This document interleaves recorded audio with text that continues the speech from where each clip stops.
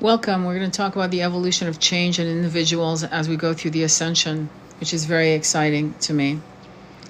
And I just reposted on my profile page. You'll see it if you hit my image of how do you know you're being mind controlled?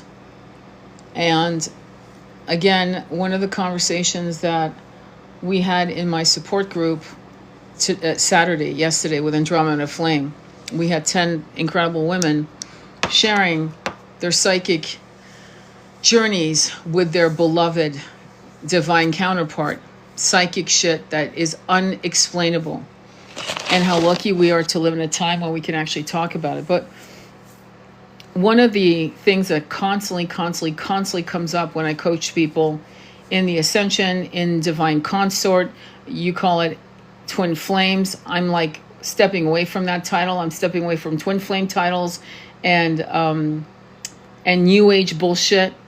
And I'm moving into more ancient truths, which is divine eternal consort. It means a divine eternal soul bond that has gone on beyond this planet. And ancient wisdom. Okay, so I got that straight. So one of the things that come up with cynical, logical, linear thinkers, especially in the masculine group, sorry guys, but you gotta admit this is happening. A person will say things it's not scientifically proven, in spite of data showing it's scientifically proven. For example, here we go again with psychic phenomena, which the CIA, the KGB, and other governments have studied for decades. Freedom of the Information Act, it's posted on their website right here in the USA. You can access whatever the fuck you want. And again, we keep asking people to watch the movie based on a true story, Men Who Stare at Goats. Basically, just the title alone with George Clooney shows you that they didn't really want you guys to go see it. Again, I'm going to repeat myself. There's a spiritual law that when you want to fuck people over, you got to tell them how you're going to fuck them over. Consent, quite often, is apathy. Okay. So, how can you tell if you are being psyoped on a collective situation? And this man, who I hope you will actually go check out my profile or my repost, I just reposted it, said he would not mention names, but pop artists, singers, popular singers, who are all saying the same shit, paraphrasing, quoting him, who make a stand. How do you know you're not being controlled? You're being controlled when anyone that is speaking the truth. Candace Owen comes to mind right now. I don't give a shit what you think about her. Like grow up, wake up. I don't know what else to say. But Candace Owens was the least favorite person on my fucking bingo card. And if you had told me I was going to actually listen to her shows, I would have told you what are you taking? Because that'll never happen. And here I am. But now I'm starting to understand why. She's done a massive pivot. And so let's go back to what he said. This former agent. He said one of the other reasons, another way to find out when you're being mind controlled, when you're being completely controlled, is when the people who are speaking the truth are ostracized, laughed at, shamed, blocked, prevented to make a living, and disappeared. Okay? So during the COVID lockdown, David Icke lost his channel and all the videos, damn near all the videos. I think one of his sons is a techie, so I'm pretty sure they had a lot of the backup on a massive server that they probably keep, his son probably keeps all that shit in that server, to be honest. But anyway, he did not have a YouTube channel for, I think, almost 4 years because he was saying the truth. Also, he's been saying the truth about the royal family. Why is it that we always go to England when we think of royal families, when we have royal families all over the world? But anyway, I digress. But he was saying some pretty nefarious shit about these nefarious people in the UK. And Everything, damn near everything he has said has come to pass. Damn near. His channel is back. Now, I had read a book back in 1998 called A Shot in the Dark about the damages of the VAC. I won't say any more, but it was impossible to find. It was out of print. And I bought it for like $48 last year, going, oh, fuck, I really don't want to spend that money, but damn, who knows, right? Well, apparently, guess what? Candace Owen in her book club apparently got it republished. That's how powerful she is. And the book, A Shot in the Dark, will change your mind. There's another book she was talking about called Chaos. But what really turned my head this week is when I saw an outtake of one of her interviews where she talks about David Icke. That's when, for me, that was a fucking mic drop. Because he is the king of conspiracy theories. He has done decades upon decades of research connecting to the dots. If any of you took the time to see his documentary, I think it's called Rebel, on Gaia.com, hopefully it's still up there, it's about how he was activated in South America. And what I mean by activating, I mean, you want to talk about Kundalini awakening? It was beyond that. They blew his hardware up and reset him. And what he thought took 15 minutes, he was fucking away on this mountaintop for, I think it was like 3 or 4 fucking hours. His taxi driver was waiting for him.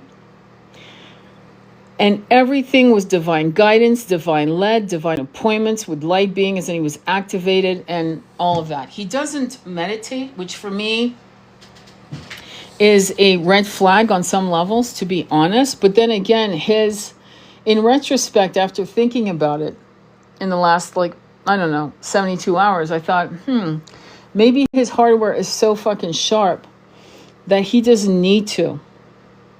And not to mention, I think the man spends a lot of time alone. And for some people, meditation is sitting quietly in a room in the dark. And sometimes meditation, and I know this as a writer, is writing. You download as you write. If you're not downloading as you write, you're probably writing shit. No offense, but you're probably not writing anything of any note. And writing keeps you up late into the night. And there was a great sentence, quote I heard. Again, I wish it was written by Stephen King on The Art of Writing. It was a great book. And one of the quotes he had in The Art of Writing was, if it doesn't keep you up at night, it won't keep up your authors at night. And I can say, and I've been saying, that many of our writers, Stephen King wrote a very famous book. I don't know if you remember it. It was called Carrie. And the movie with Sissy Spacek, she was a teenage girl at the time, I think she was 19 or 20 when she played Carrie. The book was harrowing. And that's why I prefer books most of the time, because some of the stuff written in the book on the psychological, demented shit Carrie's mother does. And Carrie, I don't know if you know, but she's a psychic. And she can do things with just thought. And it's really the story of a girl who doesn't know how to control it while she's being physically, mentally, spiritually abused by her Christian nut of a mother. She calls breasts dirty pillows. I'll never forget that. I read that book at 14, 15 years old. Dirty pillows. I'll never forget that. And she has her period, her menses, and she doesn't know what's going on. That's how so he wrote a whole story, right? Through the eyes of a young teenage girl coming into her own, going to high school with regular kids. The book is amazing. I mean, to this day, I think it's his masterpiece, in my opinion. That's just my opinion. But today, I doubt the book would ever be published. Ever. What's being published, the people being made famous, the people influencing the collective all over the world, are the people the 1% want you to look up to and listen to. I will mention names. Taylor Swift. I will mention names. And there's certain songs that come to mind, like Mick Jagger's song called, what was it called? The Rolling Stones was called Pact with the Devil or something like that. Great song, by the way. Love the song. Don't get me wrong. Wild Wild Horses Won't Drag Me Away. Another song. Wild Horses. Talk about a pact. There were movies being made in the 1970s, early 70s, about the Faustian Pact, by the way, which you'll never see that ever again. The last movie on the Faustian Pact, I think, was Liz Taylor and Richard Burton on Faust. It's a devil's pact. It's a blood contract to sell your soul so you can become rich and famous. Which is what happens in the scene in The Matrix when he said, make me forget this is all fake, make me rich and famous. In a way, he's creating his own Faustian pact with the machine. You've had stars literally crack up and literally say it wasn't worth selling my soul. You've heard them again and again, and it's not AI, not yet anyway. So the spiritual war that we're having, what's interesting is that, as you know, Candace Owens, I think, is a lot smarter than people give her credit for, in that she thinks 20 steps ahead. Something that's being probably supported by her husband, who's European, and Europeans think 100 years ahead. And I don't know why they do it, but it's a discipline that we can learn from as Americans. If you don't know what I'm saying, what I mean, is that because Europe is such an ancient country, continent, with various countries who have a history, each quite powerful, traumatic, changing cultures, the Blackamoors taking over the lower part of Europe, France, Italy, Portugal, Spain, respectively, keeping hold for 500, 600, 700 years with the Moorish influence in architecture, in the bloodlines of people in that part of the world. Not to mention, of course, the Romans and so forth, previous to that. There's a sense of duty for the future generations. There's a care to make sure that what is left behind is better than what it was, what you first discovered. It's a great line in Kingdom of Heaven. It starts out where he says, to come to a land and make it better than when you came to it. So make it better when you leave it.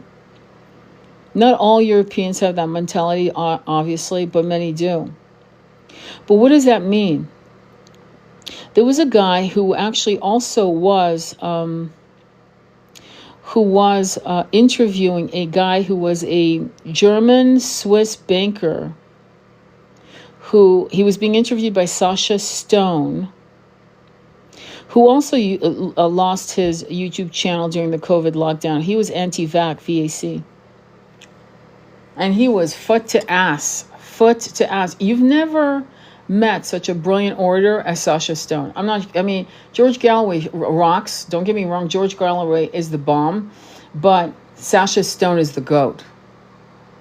He is the alchemist of words. It's amazing to watch him talk. Anyway, he was interviewing this German-Swiss banker who was part of the Illumination Club.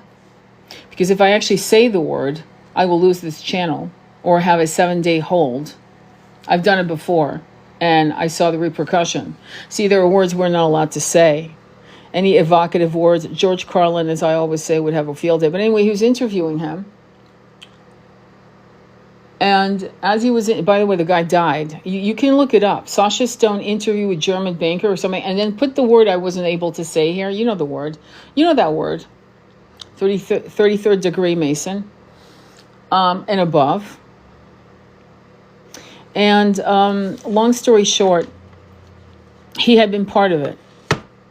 The money. The money. I mean, think about the money.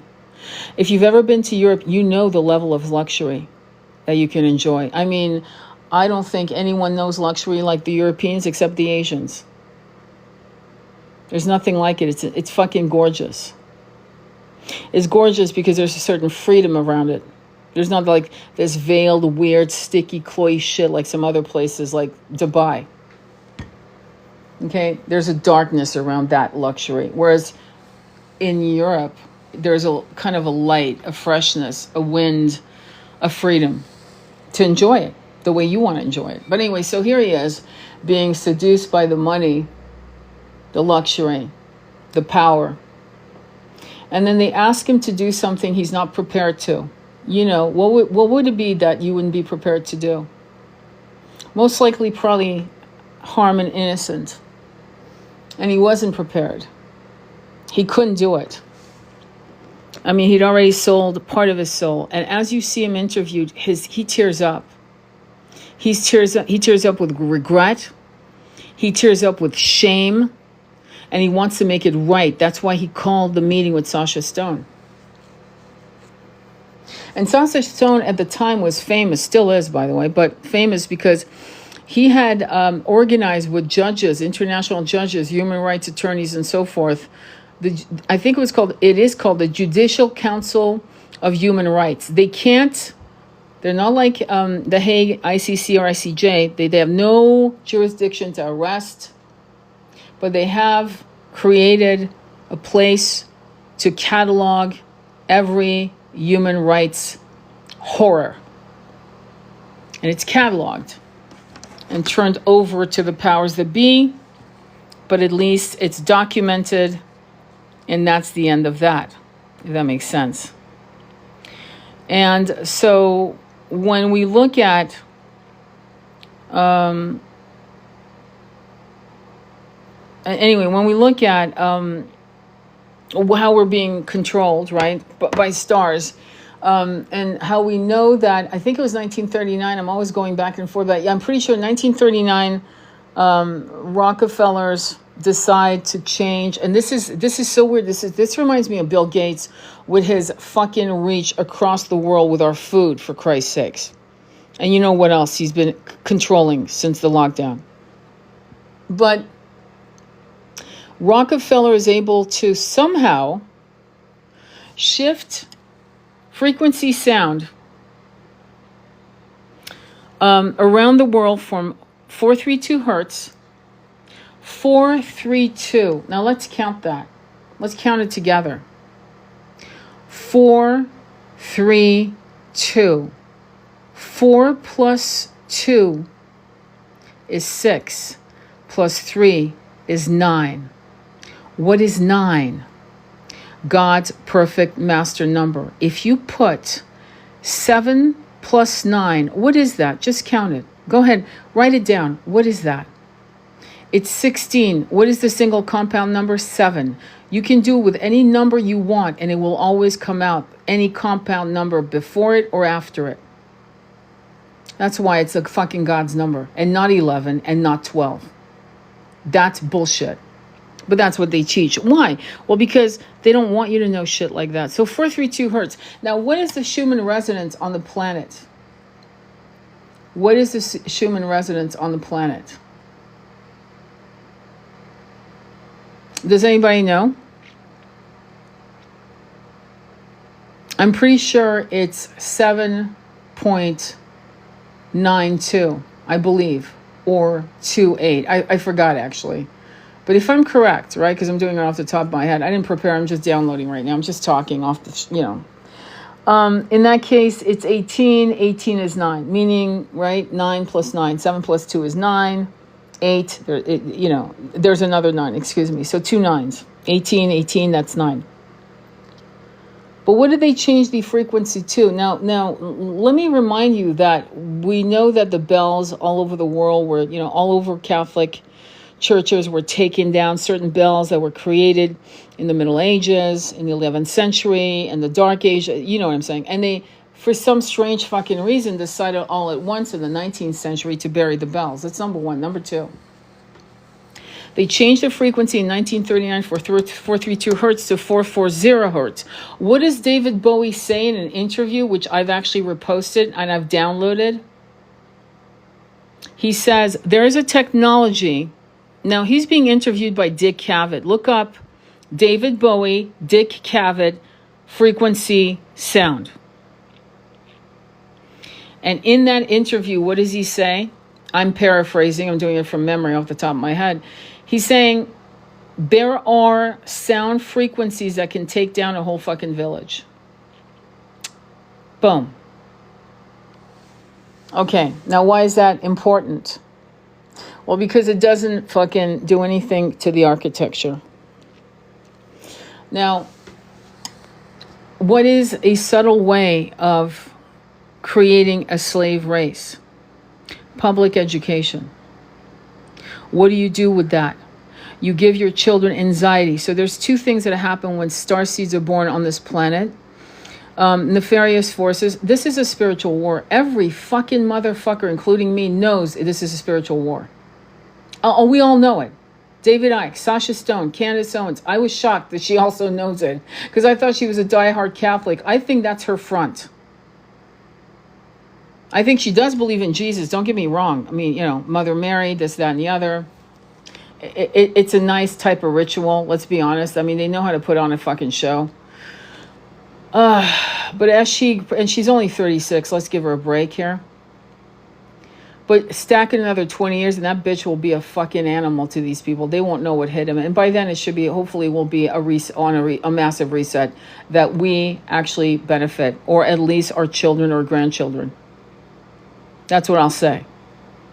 Let's never forget she's 36. And everything she thought was true, and you know where it started. She's had to do a 180. She's pivoting and pivoting and pivoting and pivoting at levels that most people would have a nervous breakdown, and a lot of people are. Right now, she needs that church, I guess. She needs that 3D something to hold on to. Do you understand? And I can understand that. I appreciate that. But she has been divinely led. I'm going to say that. And you're going to think, you're full of shit. Fuck Candace. And I'm going to say, shut up and sit down. She's been divinely led on something that is actually connecting dots. She had no idea. She's kicking down doors. She had no idea we're connected to each other about the machine that has kept us enslaved mentally in ways we can't fathom. And when we do, some of us are going to fucking rock and weep with grief. But I'm going to tell you right off the bat, it wasn't your fault. It was a game you didn't even know you were playing, and the rules, you didn't even know the rules. You didn't even know how to play it. You didn't know you were in a game, and you did not know the rules because they never wanted you. You can't win a game you're not a part of. See, that's the problem. So when you start finding out that everything you thought was up and everything you thought was down is now upside down, and you don't know what up is, it's kind of like, I don't know if you've ever body surfed or surfed, but when you wipe out, you think up is down and you hit your nose on a rock on the bottom and you're trying to remember, you're trying to like reset yourself up. Then you look up, finally you roll up and you look up at the warped sky through the water. And you're trying to hold on to all the oxygen and not panic. And then you break free upwards into the light. In a sense, that's what some people are going to be going through or have gone through. It's not your fault. I'm here to tell you it was never your fault. The conditioning of us as slaves, as good little animals, as good little beasts of burdens, has been going on for beyond, if you really put it together, beyond even the Abrahamic religions. It started beyond even Akhenaten and Nefertiti when they walked away from Memphis, Egypt, I mentioned it, or wherever the fuck they were, where all the priests were fucking controlling the masses, and they broke away from, praying to gods with crocodile heads and fucking dog heads and hawk heads and shit, all that shit. And when we just want to pray to raw God. One God, Ra, the sun. Made sense to them. Made more sense than all these other fucking, Horus, hippopotamus heads and so forth. So they moved, and all the people that wanted to be with them moved with them by choice. They weren't forced to move with Akhenaten and Nefertiti. I mentioned this before.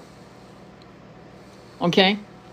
But the priests were fucking losing their shit. So this is pre-Catholicism, pre-Jesus, pre-Moses, pre all that bullshit. Because I'm not really interested in the Old Testament at all. I think it's a joke that we're still talking about these people. I'm more interested in Akhenaten and Nefertiti, and I'm just doing off the top of my head how for, I think it was like a golden years of 25 years, and then he dies. Boom. Akhenaten dies. It sounds like, it appears to be natural causes, and the shit hits the fan. And now suddenly Nefertiti, and they're talking about, did she become a she-king, aka a pharaoh? Did she pose as a man? Was she murdered? What happened to the kids? I have an idea. I remembered some of the things that I remember reading and viewing. And I believe some of the kids, because you see, here, let me back up a little bit. When you look at the images of Akhenaten and his daughters and his wife, every Egyptologist will say to you, we've never seen such affection showed. We've never seen reliefs, right, carved and painted that showed a family, a loving family, with these elongated skulls. Now, in parts of Africa, just so you know, just like we had foot binding in China, in parts of Africa, they will bind the head so it gets elongated, by the way. So could it be that? Or could it be that they were the first hybrids of the Anunnaki? I don't know. I really don't. Because when you look at the body of Akhenaten, when you really look at his body, he's heavy around the hips. He's weak-chested, if you know what I'm saying. It's almost like an irregular body. It's almost like androgynous. And we all agree that Nefertiti is an absolute one of the great beauties. It's actually a standard that we still look at as great beauty.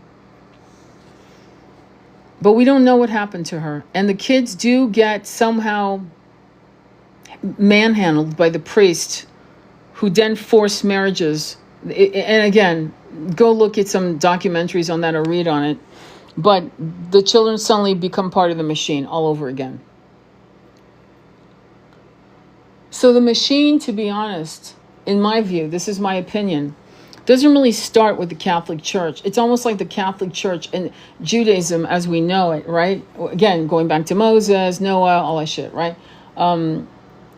It's beyond that. It's Egypt. Egypt. It starts there. Now, when I did hypnosis with one of my dear clients who became a very dear friend, she's one of my doc holidays today. I did a Akashic reading for her. Then a year later, she did hypnosis. Now, we all knew that there was Andromeda in her, in my friend Andromeda Flame. We all knew that. I actually, it came up with me. I haven't even told him yet, but whatever. And, but I'm more Pleiadian, okay, just so you know on the side note. And there was Egypt without any pyramids yet. So we're talking about thousands upon thousands of years. It is the beginning of the foundations being built. And the Andromeda are working with humanoids from another timeline, another period, not another planet, right here on this planet. And they're co-creating something. And I actually can't tell you if this was during Atlantis' golden age or right before the fall of Atlantis or at the fall of Atlantis. I have no idea. She couldn't. But in her hypnosis session with me, she saw herself in Egypt as an Andromedan. And so many Andromedans had landed in Egypt and were working with the indigenous people. Or, I mean, that's kind of probably a faulty way to put it. I doubt they were indigenous hybrids, let's put it that way, of the human race that was being refined. And they were building. Now, what's interesting is, we have pyramids all over the world, and we know because out of common sense, but we don't really know, but we know. To quote Candace, we have pyramids beneath the ocean, and they've seen it in satellites, and they've never told us. Why is that? Don't you think that would be a good idea? Because, there's maps of below the ocean, right? Did you know that? But by now, with the satellites, there's no fucking way they haven't seen pyramids in the ocean, beneath the waves, in the Atlantic. Definitely in the Atlantic, in the Pacific, and so forth. So the question is, with all that we can connect, with all that we don't know and all that we know, with what we know, we can assume the rest with some level of intelligence. They still can't explain monoliths that have been lifted, like Stonehenge. They still can't explain it. A cart and horse, an ox and cart moving certain types of stones that are literally, 250 miles away. Did you know that? Some of the stones in the inner sanctum of Stonehenge, where can only be found in a certain quarry 250 miles away. How the fuck did they get there? And of course, Easter Island, and we could go on and on and on. We've had clues, but we had the 19th century historians educate our Egyptologists, anthropologists, linguists. The 19th century puritanical, hypocritical, racist crew that supposedly was the age of reason, or whatever the fuck it was called, the revolution that brought about Darwinistic theory of the evolution of our human race coming from monkeys and so forth. At the same time, as I said, in the 12th planet, I was reading it to you about 2-3 months ago, where we are actually reading from a translation acknowledged in the 1850s of how our galaxy was made through the, how do I put this? Through the way the Sumerians would have expressed how our galaxies were made, using archetypes of God and goddesses names for every planet, Neptune, Earth, the sun, the moon, all of that described as our galaxy was being made, found on Sumerian tablets, acknowledged in the 1850s, and never widely published because, we had the Old Testament, Genesis.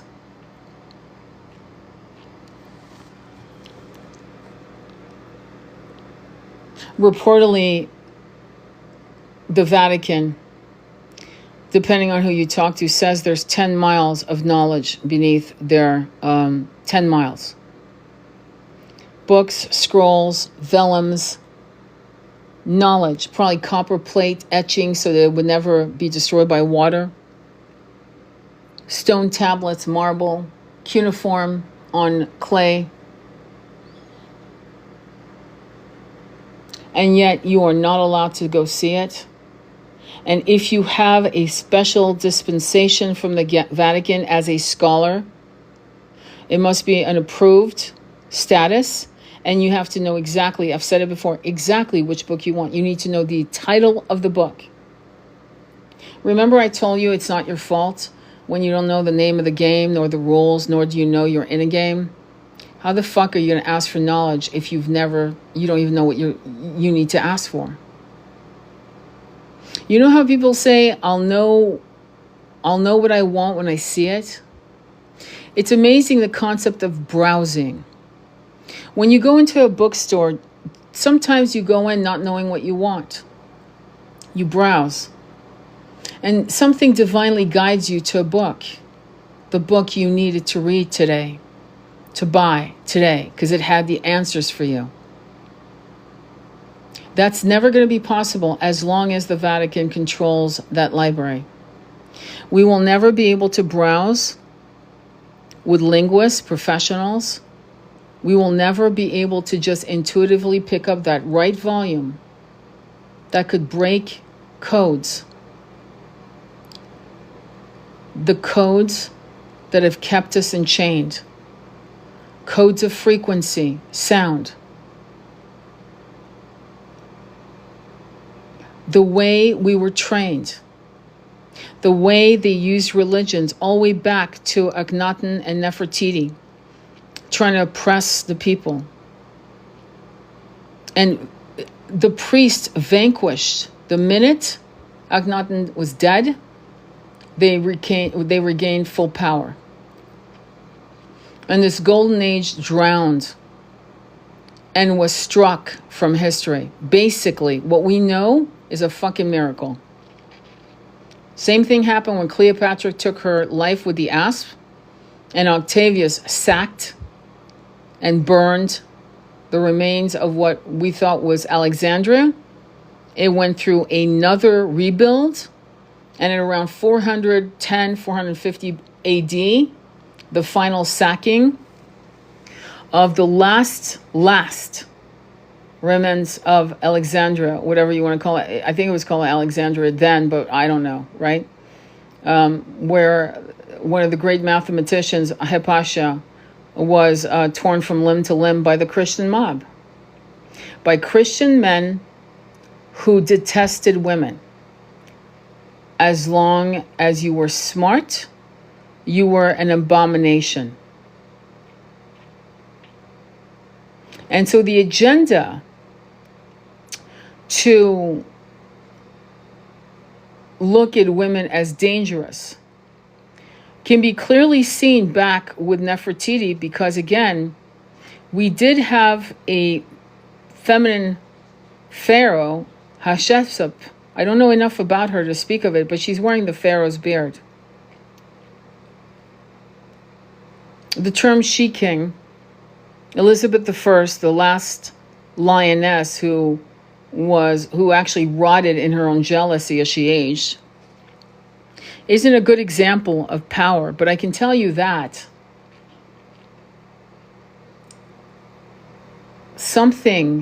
there was a massive shift, because when I do Akashic readings on Atlantis, when I sit in meditation, whenever Atlantis appears out of nowhere, because I'm not inviting the concept, but it just comes.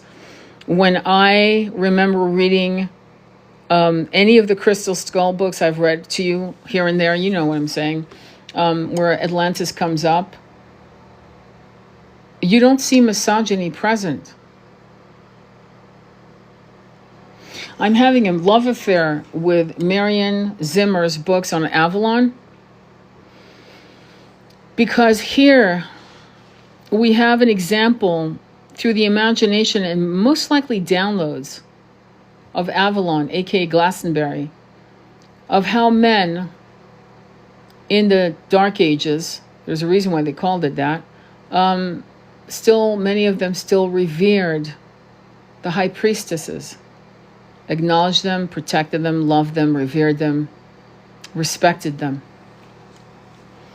So we can blame the Catholic Church as Big Daddy's gone rogue, but clearly it goes beyond that. And I don't remember seeing that in Atlantis.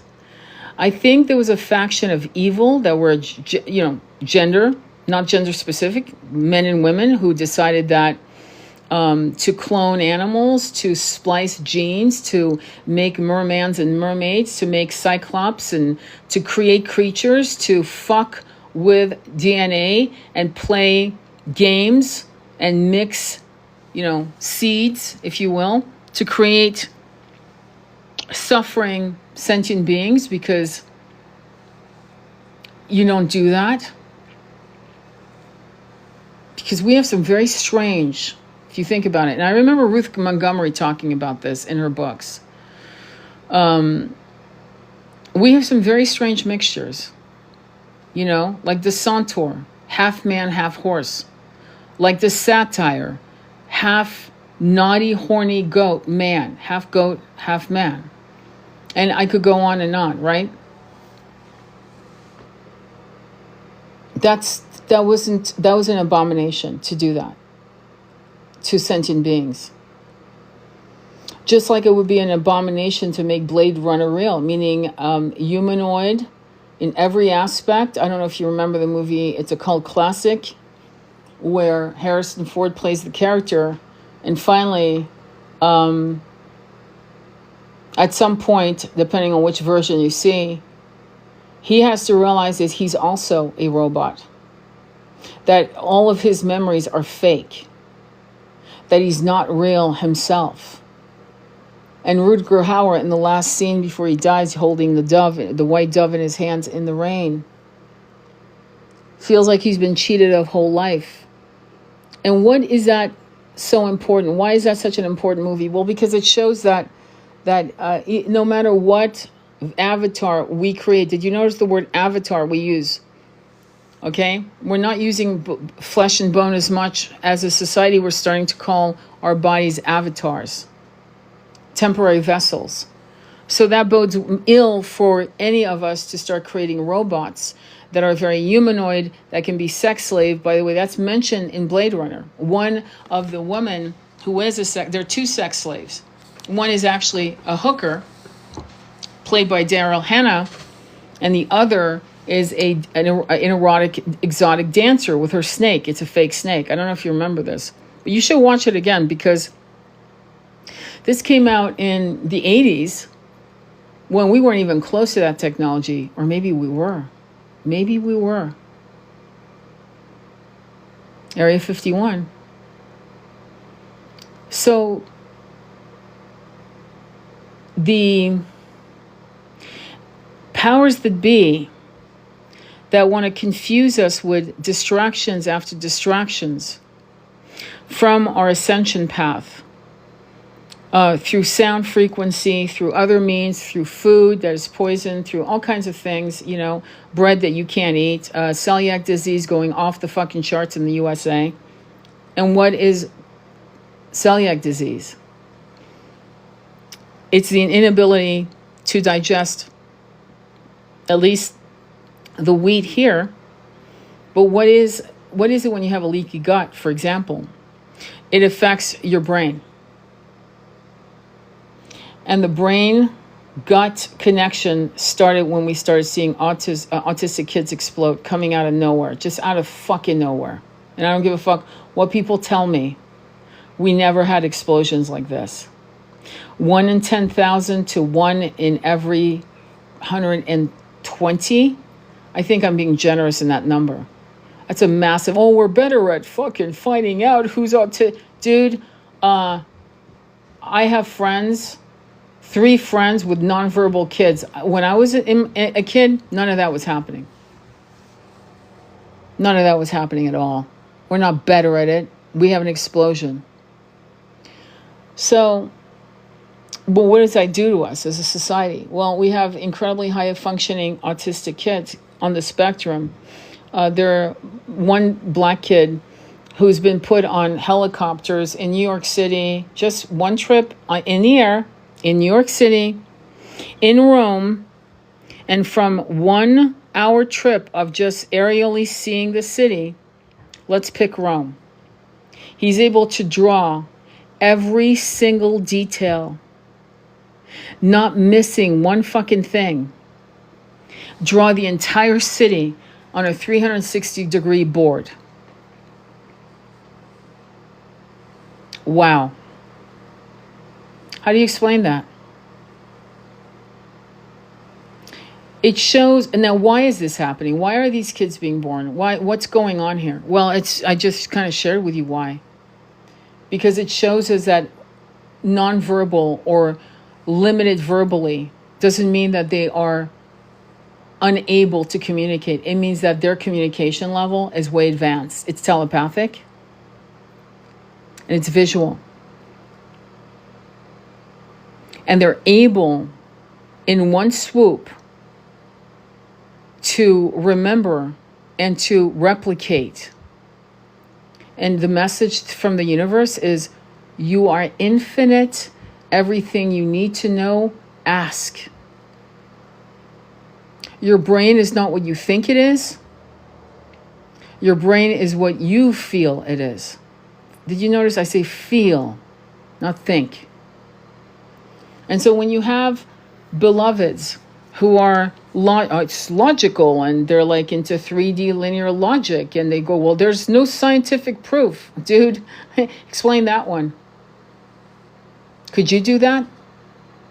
Is there a scientific data that, oh, well, it's a savant. It's a savant. What does that mean? So in one end, you're a genius, but in one end, you're not? Are you sure? Or is it that you can't communicate with that type of intelligence? Because your intelligence is limited in 3D, and the intelligence of a kid like that is, it's infinite. He just proved it.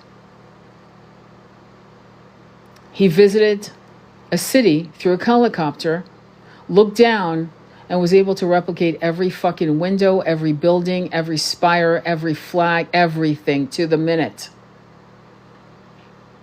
Really what it is, my little scientific 3D linear thinker, is that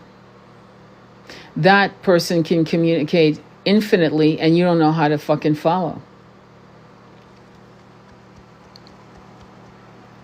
We need to realize that as we progress in ascension, that the 1%, I've said it so many times, their wealth, their power means nothing when we ascend and we escort this beautiful planet into ascension, into 5D. They will be irrelevant. And they don't want to be irrelevant, and they want their lifestyle, and they want their Patek Philippe Rolex watches on the mailing list, on the wait list, right? And all the trappings.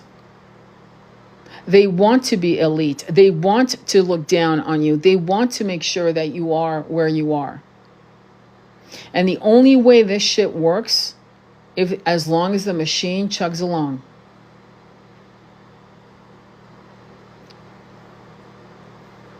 And I think for me, personally, it was nice for me to, I don't know, because, we're all kind of doing what we got to do, right?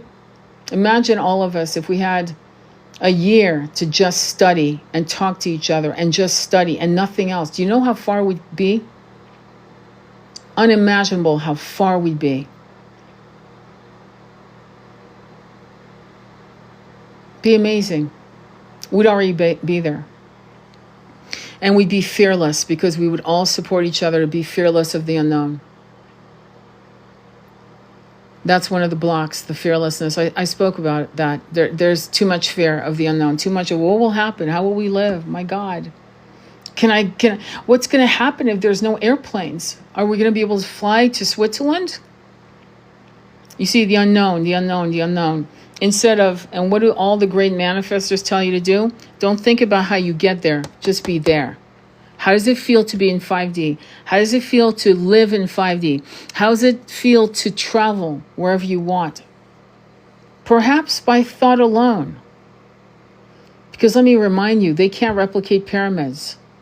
How do they move these monoliths? Through sound frequency. Did you know that? More and more, they're starting to realize that. What is it that they do with a metal plate? And they put sand on it, and beneath it, they put sound frequency. What happens to the metal plate? What happens to the sand, rather? It turns into various sacred geometry, symbols, like the crop circles. Right? And that has been verified again and again and again. What do you think? They're farmers all night long doing fucking... Has there been? Yes, but you know what? There's a pathway every time they do it. There's a pathway. The reason why they know that the crop circles are real, when they're real, Freddie Silva did a whole book on it, and a lot of people have studied it. How do they know? There's no pathway, number one. And there's a way the wheat is twisted that no humans can do. It's all like... They're telling you to say a Fibonacci kind of twirling movement, and the corn or grass, wheat, whatever, grows in the spiral, in the shape. There's no way. There's no way. And it's unburnt. It's completely thriving and green. So the question is it coming from the top, meaning something landing? Or is it coming from the bottom, meaning a vibrational frequency from the Earth's core? Rising, like bubbling water. Like, for example, if you've ever been in the ocean, you know that there are pockets of spring water coming out of the middle of the ocean. You know that, right? I mean, you must know that. Because many parts of the ocean today were not in the ocean, say, 2,000 years ago. So there were springs coming out onto the ground. And today, those same springs of clean, fresh water are beneath the ocean. So there's energy that's constantly surrounding us. And until we really stand in it and accept it and breathe it in, we are going to be coerced and bullied and blinded into submission by the frequency that is manufactured, synthetic frequency that is harmful.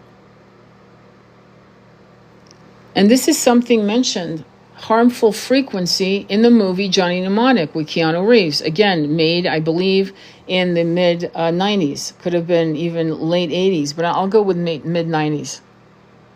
Johnny Mnemonic. About how frequency can make you sick. To make you have, what is the word? Seizures. So ascension isn't just pranayama, though yes. Working on your chakras, though yes. And doing all of the above, meditation. But it's also studying. It's also having friends you can have these conversations with. Esoteric book clubs, metaphysical meetings, impromptu, organic. To support this dialogue, to infuse a B12 shot to what seemingly is the impossible belief that we're walking towards 5D. You need to not hope, you need to know. But how do you know if you're alone in these thoughts? And that's why it's important to have the kind of friends that can support you in dialoguing this. Does that make sense? Or else it's going to be a very lonely, lonely path. And for some people, they'd rather sink into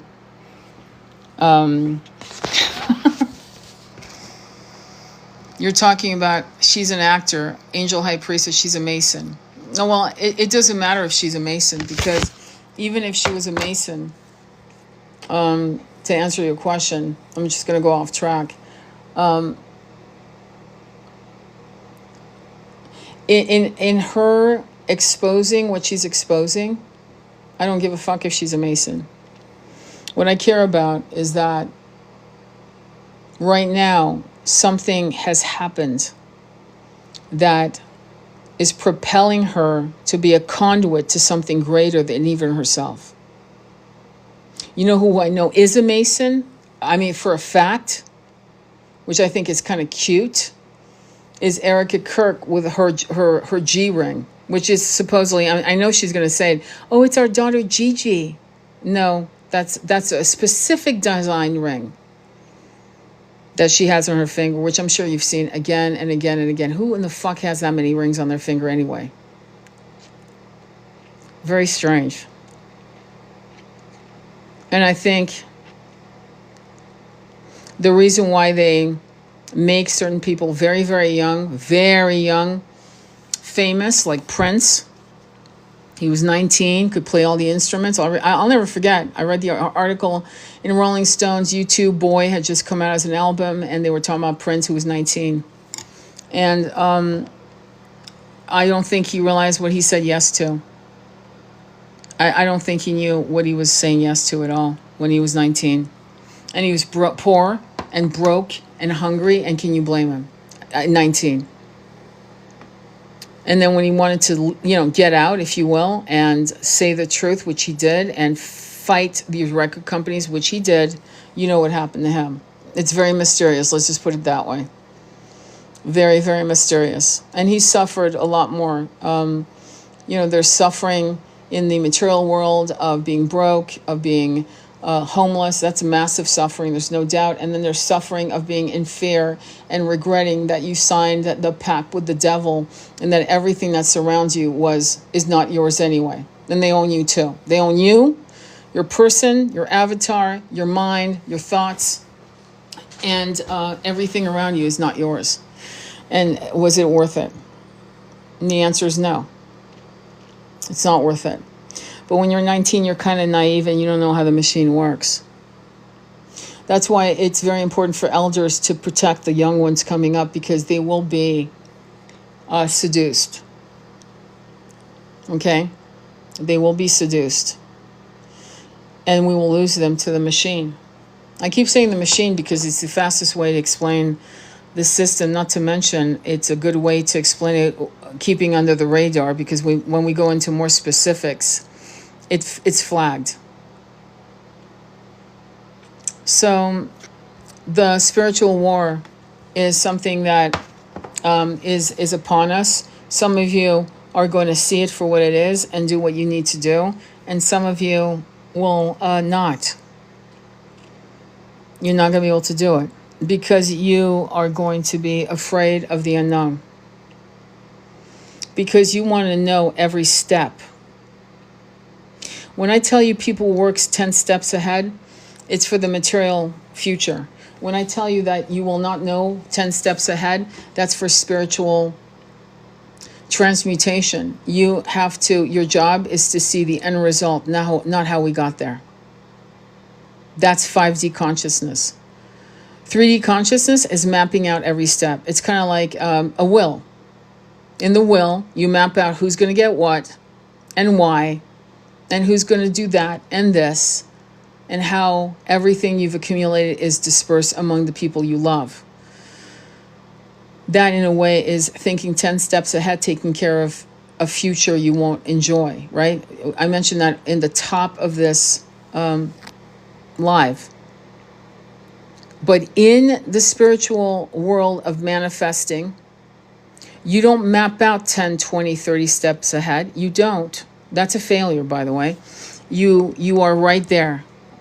You catapult yourself from 3D into 5D and how it feels to be in 5D. You're not worried about how you got there. You enjoy the nectar of being there. You're not afraid of how to get there. You're not afraid of how you're going to live.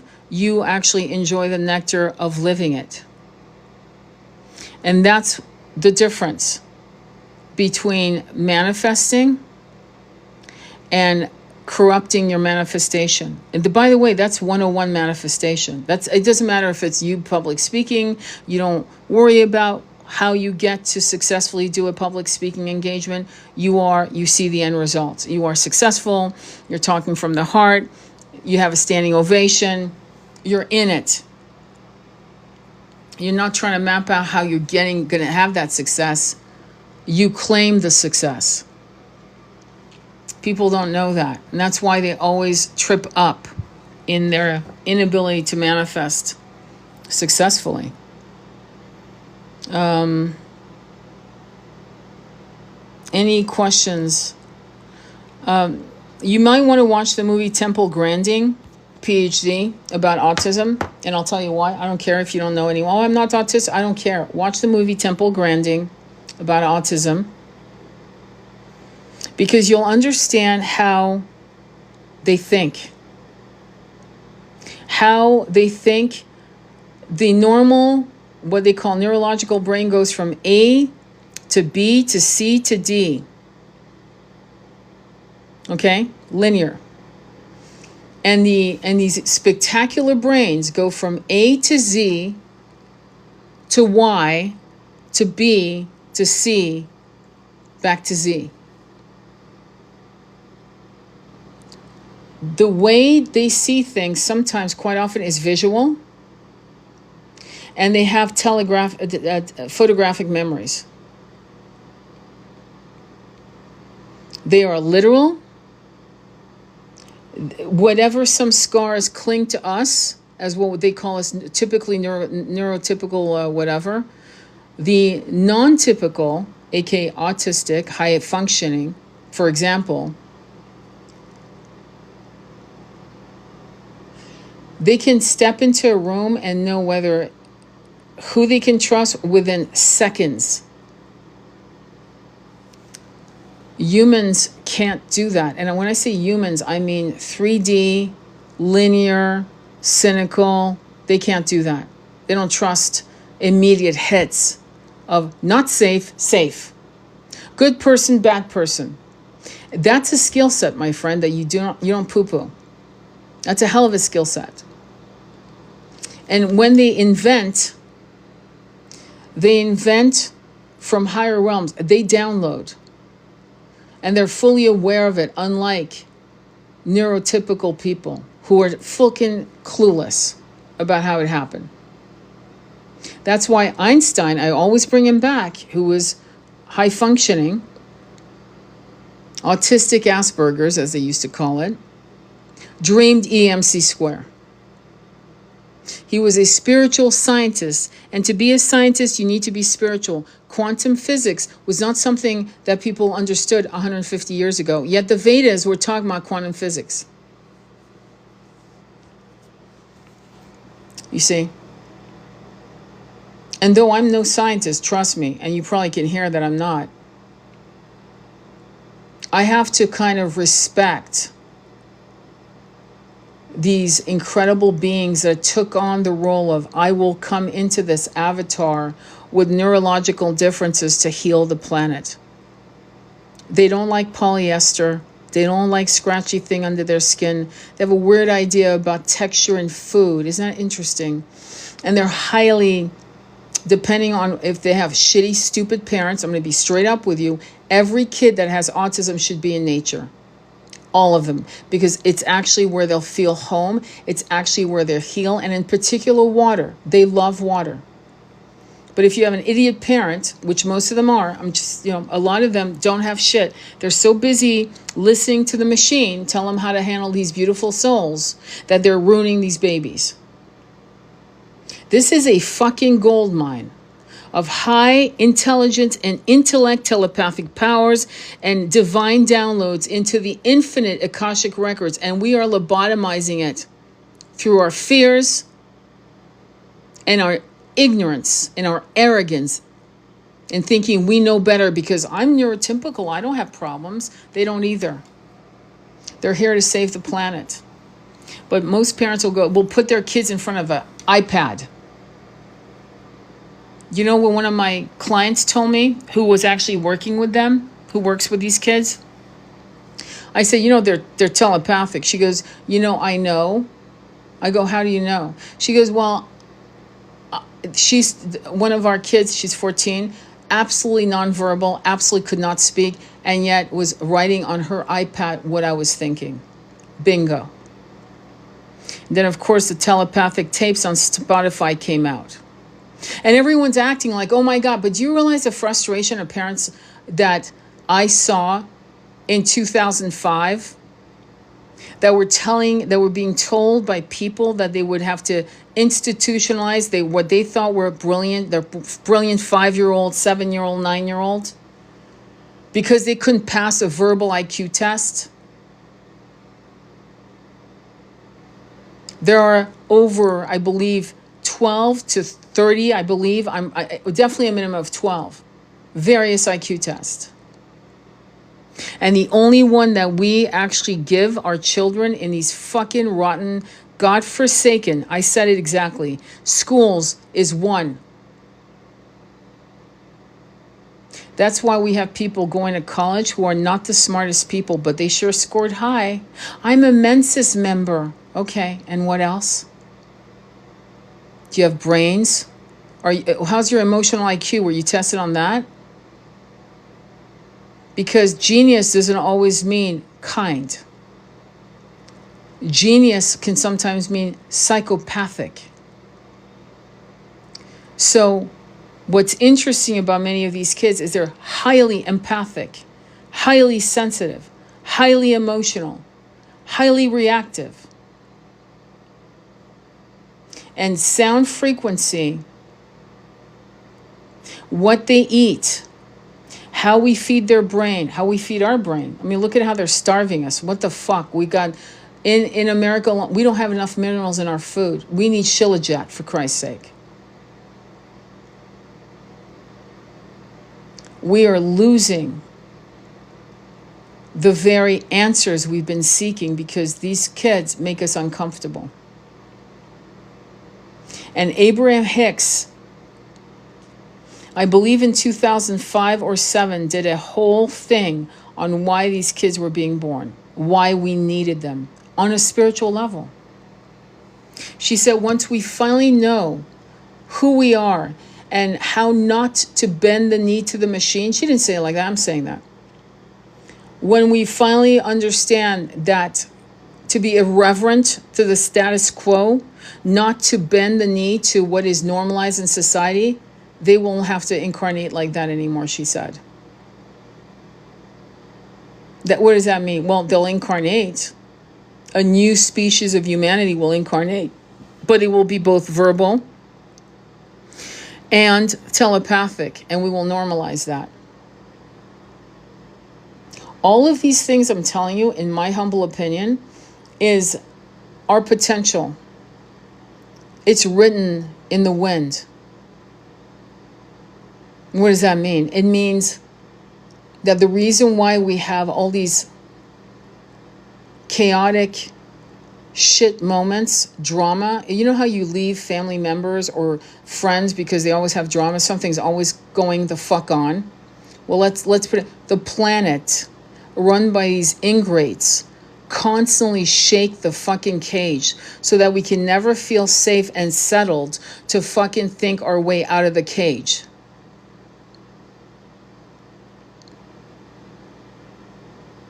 And so we always, please stop,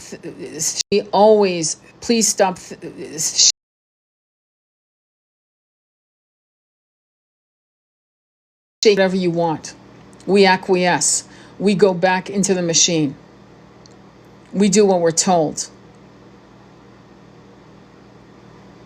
Because I was wondering, honestly, 2 weeks ago, I was saying, why is it that we're no closer to 5D by now? Why doesn't it feel like we took, 10 steps forward and fucking 15 steps back?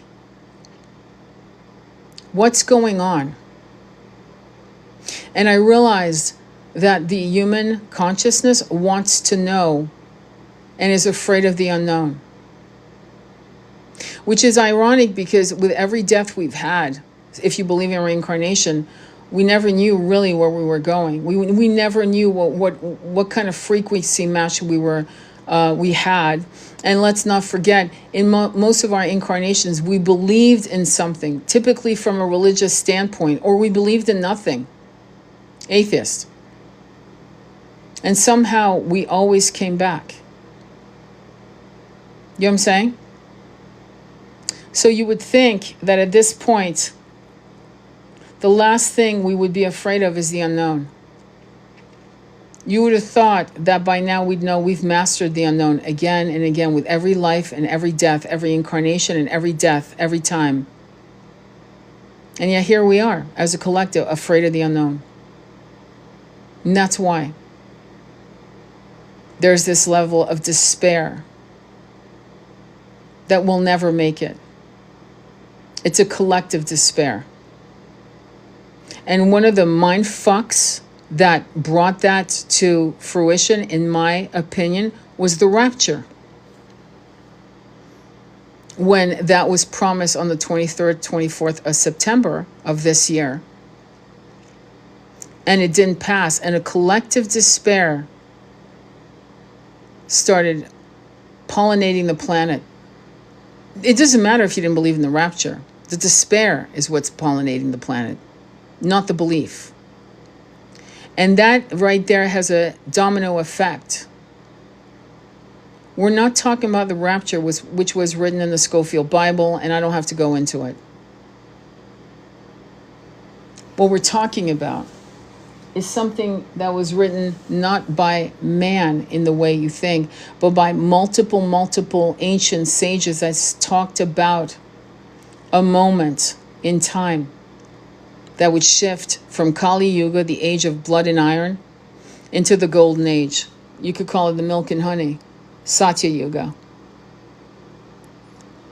There's 4 ages. The collective consciousness chooses what age it wants. Why is that so simple? Because it is. It actually is. What do you want to live? Kali Yuga, which we've lived for thousands of years. The age of blood and iron. And you know, the level of stupid that we collectively don't think about is that we don't realize that when we say time is not linear, we don't actually exactly live that truth. In other words, when we say time is not linear, we still think, but we still have 45,000 years for Kali Yuga. Yeah, but if time is not linear, there is no such thing as a timeline. It's how we talk to communicate this system delivered to us by Kronos, time, the timekeeper.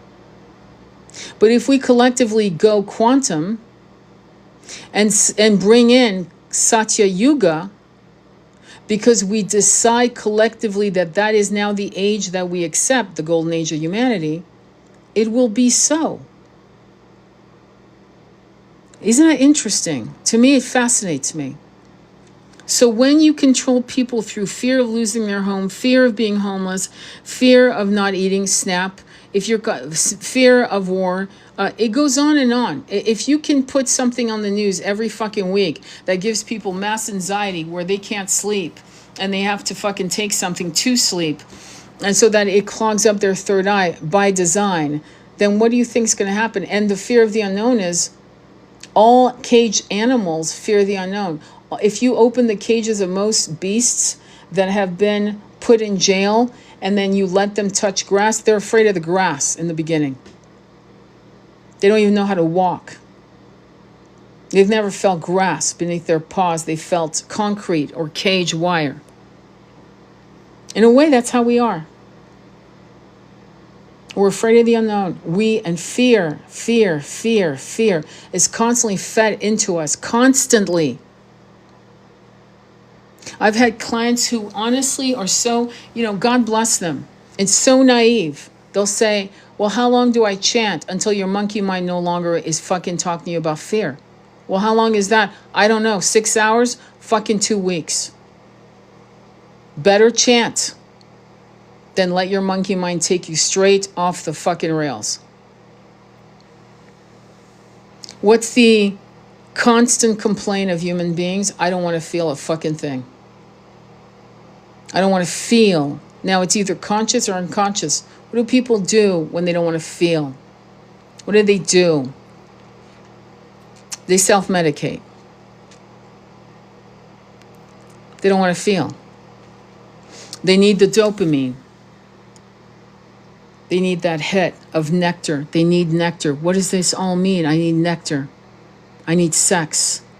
I need illicit shit. Legal shit. Alcohol.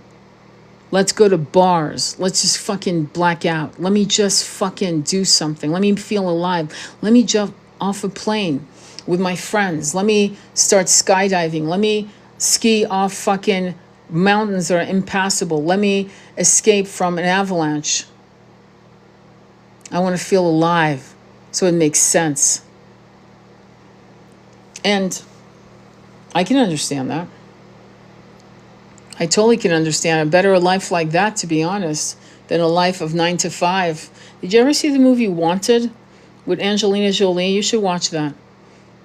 Great scenes that you can all relate to. Office Space, movies we've all watched, many of us have watched. Fucking Boiler Room with Vin Diesel. Anything to feel alive. Because, or else it makes no sense. But there is a solution. Master your monkey mind and master your future. And your future will become the now. Most of the people that were being published in the 70s, that were spiritualists, 60s, 70s, Ruth Montgomery, I don't know if she'd be published today. If she was sending her manuscripts out, I don't think she'd be published today. Renpa Lobsang would not be published today. Yeah. No, wouldn't happen. Ignatius Donnelly, who wrote Atlantis, the Antediluvian World, would not be published today.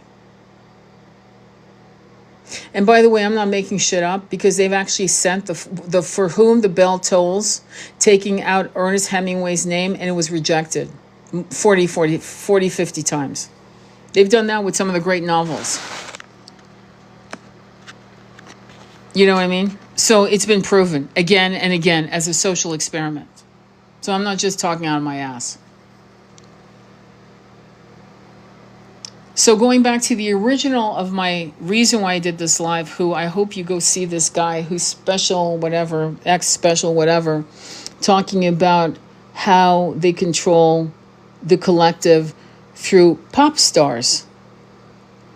Music, pop stars. How they do, and he said, and it should scare the shit out of you. That's what he said. It should scare the shit out of you. I think you need to unplug, because if it's being published, if songs are being put together for you to listen to, in the 70s when they were doing AC/DC and all kinds of rock bands and shit like that, every kid I knew was playing the records backwards, and they were these weird satanic sound. That wasn't woohoo, that was really what was happening. Frequency used through the sound to weave in and seed the subconscious mind. We have a name for that. Best watch the movie Men Who Stare at Goats. But this inability to believe a horror, it's like some people can't watch the train wreck. Like they can't, no, I'm American. No, I'm French. No, I'm British. There's no way that could ever happen. But it has been happening. It is happening. No, it can't be true. No, my whole belief system collapses. That's right, it's supposed to. Break down, break through. And so when you decide that you're not going to be part of the machine, part of the things you're going to probably do is buy books from self-published authors, like Freddie Silva. I believe he's still self-published. Marguerite Rigogliosoni, I believe she's with a small press now, but she was self-published. Martin Bernal was Rutgers University. And what else? Some of the best books I've ever read, they were self-published scholars. Billy Carson, self-published. Elena Donald, who does all the galactic drawings and breakdowns of the galactic races, self-published. Shall I go on? They're self-published. The Languages of Water, self-published. Why? Why are they self-published? Why? What's the fuck's going on that they won't publish? Original thought minds, new ideas that can free and literally drop codes of activation in us to unlock one by one these locks, these chains around our necks, our waists, our ankles, because of how it triggers us to remember.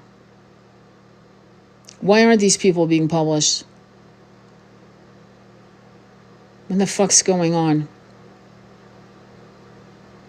So I highly recommend you buy books from self-published people, music from self-published people. Should I go on? There's singers self-published. And they're struggling. Or they're living, but they're not making they're not sitting on $20 million, let's put it that way. They're not. I know a couple who were famous in the 90s. Famous. Who are struggling. Small labels. Pro-Palestine will absolutely 86 you out of the game, out of the machine. And what did George Galloway say? What did David Icke say? What did they all say? What's the one common thing they all say? The minute you unplug from the machine, you are ousted, you are ostracized, you are laughed at, you are shamed at, you're called a kook, a conspiracy theorist. And that should be the people you run to. Not from, to. Ken O'Keefe, ostracized. Why? Why are they being made fools? And most of the collective consciousness goes with, oh my God, they're just kooks, they're just crazy. It's exactly what they want you to think. And then people go to Taylor Swift concerts. I mean, I remember one client, I couldn't do it anymore with her, honestly. And yeah, I'm being judgmental with this particular client who kept going to Taylor Swift concerts every fucking month. Every month. Like it was a fucking job. Okay? The people who are that in your face in the entertainment industry are there to hypnotize you out of ascension. They're there to hypnotize you out of a third eye awakening. Everyone says Kundalini awakening. You're being spoon-fed or else you'd lose your fucking mind. Number one. But I'm going to tell you something. You might have one, you might have two. But if you continue eating, drinking of the shit they want you to drink and eat from, you won't have a third eye for long. You won't have any more Kundalini rising. You will not ascend. You will not make it because you're listening to what they want you to listen to, and all of it comes from the poison tree. The fruit is poison. So you have to discern. You gotta make decisions. You gotta follow your heart. You have to have courage, and you have to be willing to be a lone wolf. Hence the image I chose, a lone wolf in the moon. What is the moon? I don't know where I'm going. Where am I going to go? I don't know. I don't know where the fuck I'm going. I don't know if this is the right direction. But my heart tells me it is, and I'm going to fucking keep going. My heart is saying keep going, and I will listen to my heart. I will be blindfolded. I will be completely ignorant. I will be fearless in the face of the unknown. And I will listen to my heart as a compass of truth, and I will follow it. And for now, I am a lone wolf. And eventually, I will find my tribe. But many of you are losing a lot of shit to gain the real shit. You've got to lose bullshit to gain fucking nectar. A lot of people are, I'm losing a lot of people. Yeah, I go, good. Welcome to the club. I'm losing a lot of friends. Well, were they really friends? I mean, come on, let's be honest. Were they friends? Let's use the right words for the right fucking relationships. You mean they were acquaintances, friendly though they are. If the shit hit the fan, would they understand your dark night of the soul? Would they understand your evolution? Would they judge it, or would they ask you, hey, what are you reading? Where did you get all these downloads? That's pretty extraordinary. Like I or would they tell you you're the devil? It's devil's work. There are old patterns, old sayings created by I don't know who, like never follow your heart, you can't have it all, money doesn't grow in trees, money is the root of all evil, to make the meek even meeker. To actually say, I can't have it all. I can't have love, abundance, health, beauty, a long-standing relationship. I can't have it all. Because who said that? Where did it come from? Follow the money. What do you mean follow the money? Follow the money. Who would have said that to you? You can't have it all. Love, abundance, health, power, knowledge, awakening. Why? Follow the money. Who said it? No one can tell you. No one fucking really knows. We've all accepted shit we don't even know where it came from. Negative shit. Shit that keeps you stuck in the Two of Wands. You have the world in your hand. Your third eye could be completely opened. You could actually listen to your heart chakra and make the right moves every time and go, oh my God, I never lose. Yeah, that's right. Because you're listening to your heart. Oh, I've listened to my heart before and I got hurt. No, that wasn't your heart. That was your ego. You wanted to fuck that person. And you thought well, I never felt that way before. No, you wanted to fuck a karmic person and you took it as a spiritual, your heart was speaking. It wasn't your heart. It was your, it was your root chakra talking. When you listen to your heart, it is impeccable. It never lies. Never. Never. And I've done tons of these exercises with people around the world. And I'll say, what is your question? And they'll say, blah, blah, blah. And I'll say, okay, does your heart feel light, like high, like it jumps? Does it feel neutral, or did it just drop? And they'll answer whatever their answer is for them. And when they feel nothing, there are two problems here. One is you need more information. And two, thank you, my love, you need to learn how to read your heart. If you feel nothing if you have 3 questions and every time you feel nothing, you have no heart coherence. I'm going to be blunt, sorry, but that's the truth. But if you feel neutralization in your heart chakra, it's neutral. It's like a dead zone. It means you need more information. It's that simple. It's actually not hard to read your heart. And the heart never lies because your heart is the seat of the soul, and because the heart has integrity, honor, and it's timeless, it's patient, and it's not worried. It's just not worried. It's like, whatever, you can't fuck up. It's like, you can't really fuck up this life. Well, how come? Well, because you've had hundreds of thousands, if not millions of incarnations, and you will have more. You're fine. Do whatever and again, my advice to everyone is, as long as you don't hurt people, especially if you don't sexually abuse people, harm animals or people, children, you're good to go. Aside from that, you're good to go. But everything in the last 2,000-3,000 years has harmed people. We have a collective sexual abuse problem. We do. It's a collective problem. Well, I've never been sexually abused yet, but you were in a past life. At some point in our incarnations, we had to deal with that. And the sad part is some of us had to die with that being our death. And why am I such a bummer? Well, because when you understand how energy clings to you, and then you're told how to clear it, and you start just evolving out of the shackles of all of these incarnations you've had, all of these avatars, you've got your body buried all over the place. You realize that? There's a headstone with your former name somewhere on this planet. You can be assured of that. Right?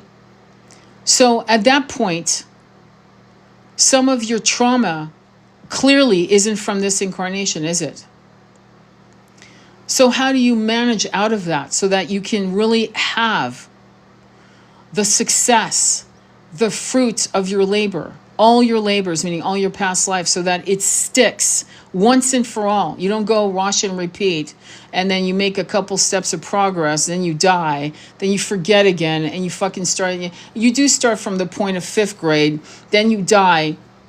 And when you die, you were in 9th grade, and you die, and then you kind of forget, but you get back to 9th grade, then you get to 12th grade. It's like ponderous. And so to release these issues that prevent you from being fearless in the face of 5D and being afraid of ascending, because you might think, I'm not ready, I'm not worthy, I'll never make it, maybe I need a couple more incarnations to fucking keep looping, all of that shit. The key to Shambhala, right? Perpetual bliss, if you will, which is a beautiful fantasy, but really what it is you're free. You're finally free. You're free as a conscious being of not forgetting who you were. All of these lives, some of them extremely mundane, ponderous, mundane, that went on for fucking incarnation. I mean, you were a sailor, you were a soldier, you were a Native American woman who died in childbirth. I mean, nothing fucking happened for fucking hundreds of years of your incarnations. And finally, here you are, awakened, and awakening still, and further awakening. If you can find a place in you to forgive everything in you, and realize that you are at the best you've ever been in all your incarnations, probably at the very best, and that you should forgive yourself, and you deserve to forgive yourself. And you release soul contracts in patterns of looping that have kept you feeling as if you owed a debt. This is extraordinarily important. It's so important, I can't tell you. Because some people do it consciously and some people do it unconsciously.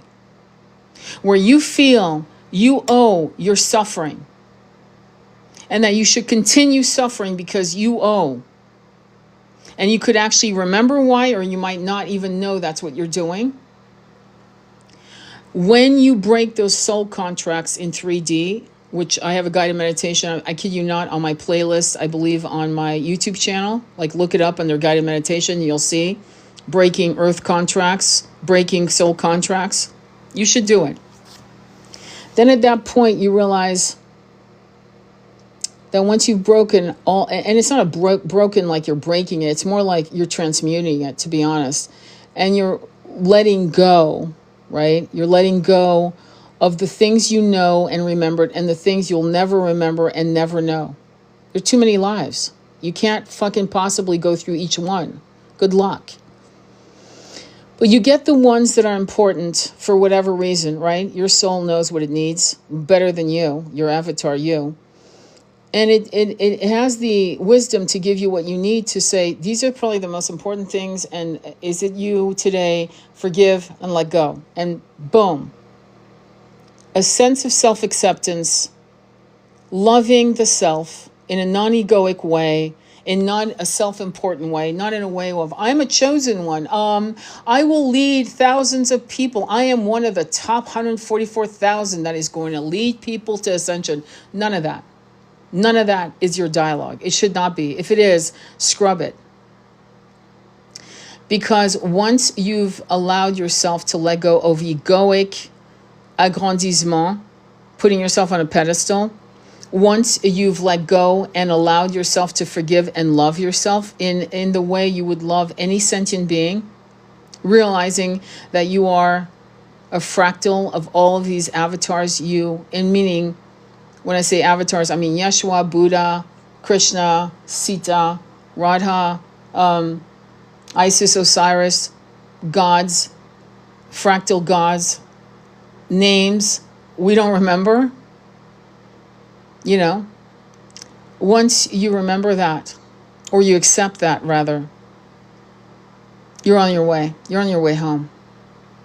And your energetic frequency will be a match. You will pulse love. And part of the reason why meditation is so crucial, part of the reason why you should work on your chakras is on your deathbed.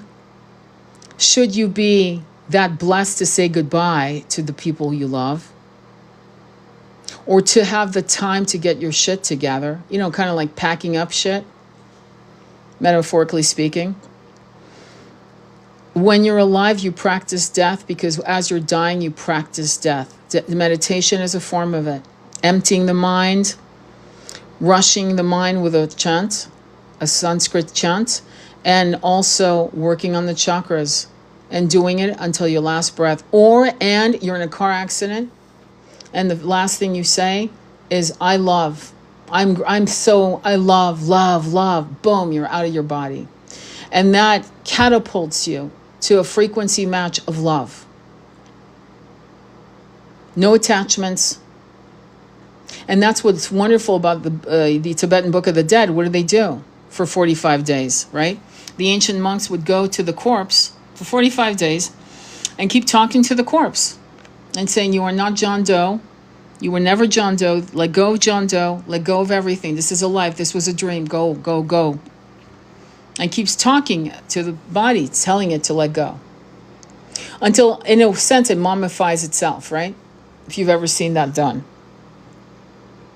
And if you have good people who love you, they'll do that for you as you're dying. They'll tell you to go, let go, forget. You're not this Jane Doe. You're not Jane. Oh my God, I'm so proud of you. You're doing so well. You're doing so well. You're going to pure love, divine, unconditional love. That's where you're going. Yes, on your journey. That's it. Go. Keep going. Every breath you take, every breath, everything, relax into it. Go. It's almost like you're putting them into hypnosis if you're on the other side as a deaf doula, quasi-deaf doula. And these are the things in our society we need to normalize. Everything I've discussed, all of it. And it'll be funny, in my opinion. I am laughing right now. When these billionaires go, where the fuck has everyone gone with a brain? Where the fuck are all the powerful souls? Where are they? Well, they're not here because we left.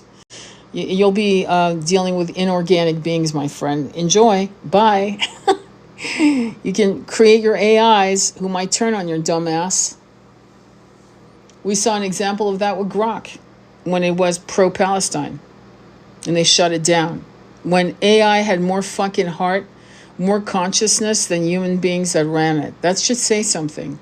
So the machines they think they control, and a lot of people are talking about that on a side note. Do you know why that is? Because there will be inorganic beings who take over these machines. Am I crazy? You think I'm crazy? Because I don't think I am. They need an avatar. They need a structured environment. What is a structured environment? Anything you create. Something will step in and take it. It's funny how we accept mischievous spirits who take over people's bodies. And I'm not talking about exorcism. I'm not talking about demons or anything. I'm talking about just mischievous sentient beings who somehow then cross over, who are in betwixt and between, what many Catholics would call purgatory, but they're actually walking around. They're lost, they're not aware they're dead, and so on and so forth. Some of them are aware.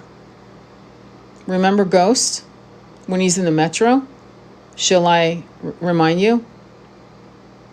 And these disembodied sentient beings will walk right into an AI system. Will cause mischief on a Ouija board. Will levitate a table for kicks, just for shit and giggles, because what the fuck? I'm here for I don't know how long as a disembodied, creature, whatever you want to call it. But if you do your work, right? And this is the work, and this is the work of the ages. You were born for this. I was born for this.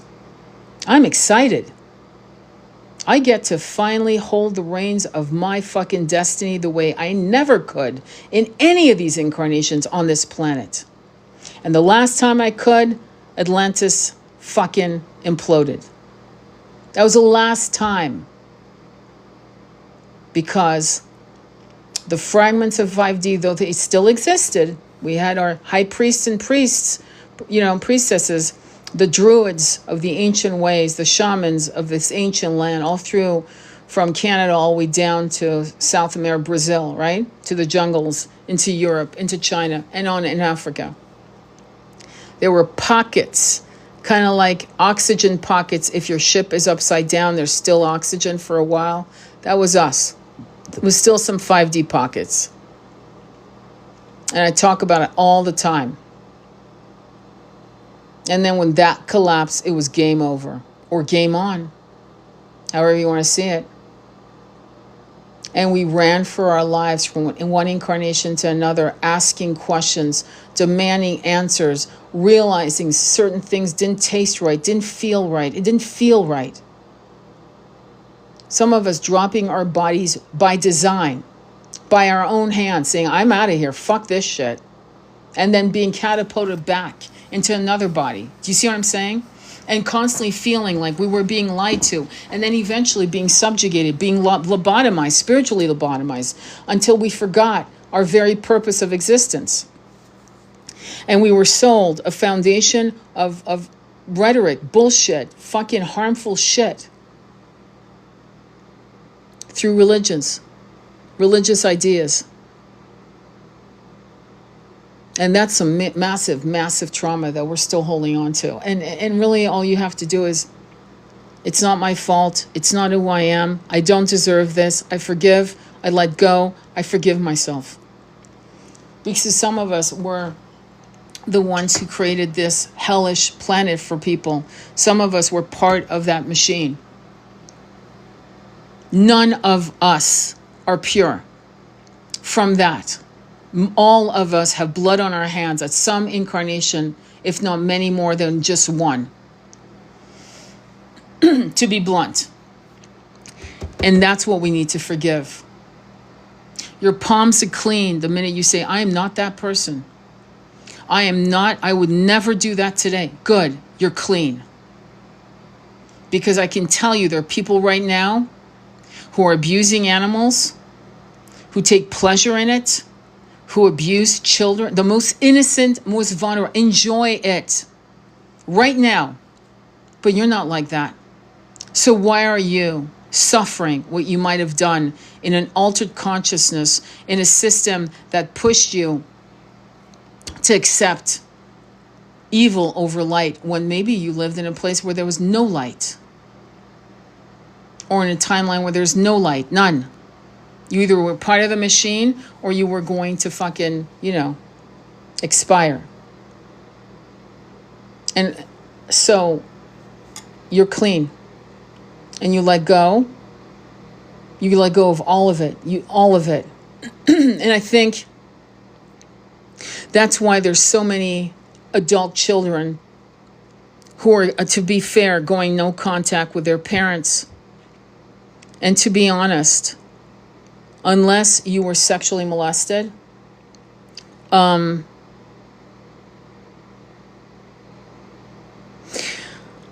I feel that some of you need to understand and ask the questions that Kinsey, watch the movie Kinsey with Liam Neeson. Lots of movies I'm mentioning because there's a lot of trauma peppered, and the movies are a great fast way to get some information. In the movie Kinsey, he's a sex researcher. He founded the Kinsey Institute in Indiana University about sexual research. His father was some kind of Presbyterian pastor, whatever. And he is at the kitchen table. Kinsey's at the kitchen table with his father, who is telling his son, I used to be strapped down in his root chakra, his sexual organ, strapped, so that he would not have, what happens when you're having those midnight, mid-morning, healthy, erect. You get what I'm saying? That's what was being done to him as a child. Speaking in code, because apparently we're not adults here. And the sad part is he starts crying. Because Kinsey, until he was 40, was a virgin. And actually, Kinsey started his clinic with his wife so that they could teach people how to have sex. And we're talking about people who have probably never seen farm animals go into coitus. So I'm like sitting there watching a movie going, wait, hang on. Are you telling me in the 1940s people didn't know how to fuck? What? So religion, trauma, shame, and I mean shame. When you see that scene, I forgot the guy who plays the father, Kinsey's father. That scene is worth its weight in gold because it shows and exposes something that many men have experienced with their parents in some way. Men don't grow up being fucking animals. It's taught. Okay? And women don't grow up being animals. It's taught. Do you get what I'm saying? So, who teaches it? So unless your parents did something on that level, and still, Kinsey sits across his father at the kitchen table giving him mercy. Mercy. And that's when his father breaks down because his father is probably closer to death. When you get to be in your 70s, you're more feeble, more gentle, more tired, more fucking, you don't give a fuck anymore. And you start telling the truth. and for you to have generational healing, you might want to give your parents the opportunity to tell you why, mom, dad, why? What happened to you? What made you for you to parent me like this? And if you're intuitive, you'll put a lot together. You'll put it all together. They won't have to tell you everything. You'll hear it in what they say, and you'll hear it in their silence. You'll hear the rest in the silence. If you have heart coherence, that is.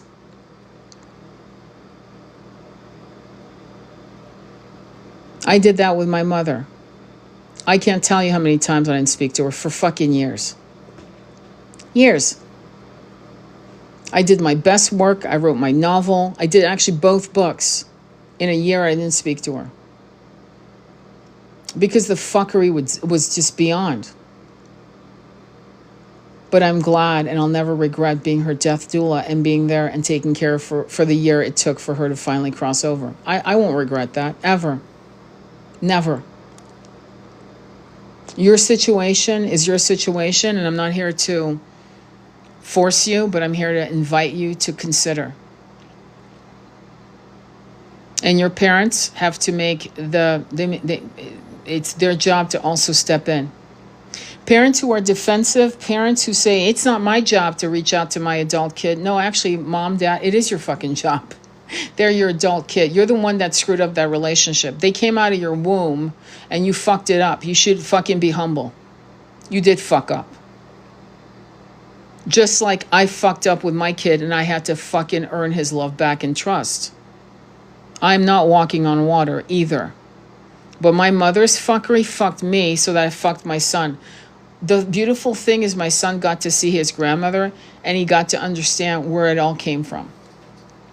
You can't quantify. I mean, this is priceless shit. Priceless. Priceless. It's gold. My weight in gold. Because, or else, that pattern will be generational. Generational. I guarantee. You think you're going to be okay with your kid. You won't. You're going to fuck up and not see it. And you're going to fucking make your kid fucking block your ass.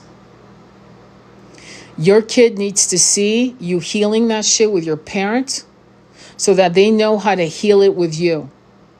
You model behavior. Do you understand? You model behavior.